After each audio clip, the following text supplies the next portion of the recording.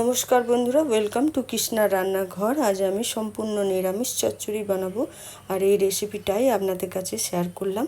দেখুন, প্রথমেই আমি লাল ডাঁটা কেটেছি, এখানে কাঁঠালি বিচুর নিয়েছি, আর কেটেছি কচু, আর এখানে নিয়েছি ঝিঙে আর কাঁকরোল, আর নিচ্ছি সর্ষে পোস্ত। চলুন রেসিপিটা শুরু করা যাক। প্রথমেই কড়াইয়ে সর্ষের তেল খুব ভালো করে গরম করে নিচ্ছি।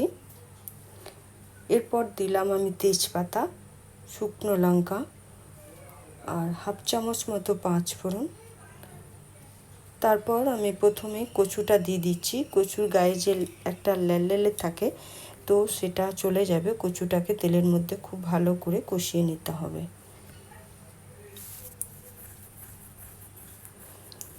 এরপর আমি ঝিঙে কাঁকরোলটা দিয়ে দিলাম। তারপর খুব ভালো করে কষিয়ে নেওয়ার পর কাঁঠালি বিচন দিয়ে দিলাম। আবারও কষিয়ে নেওয়ার পর আমি এখানে লাল ডাঁটাটা দিয়ে দিচ্ছি। লাল ডাঁটাটা দেওয়ার পর আবারও খুব ভালো করে তেলের মধ্যে কষিয়ে নিচ্ছি।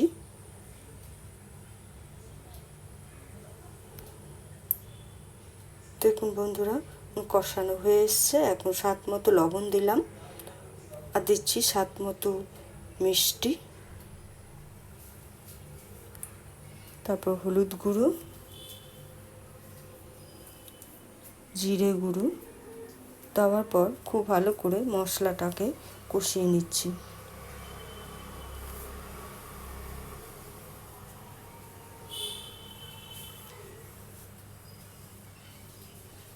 বন্ধুরা, খুব ভালো করে কষালে খেতে কিন্তু খুব টেস্টি হয়।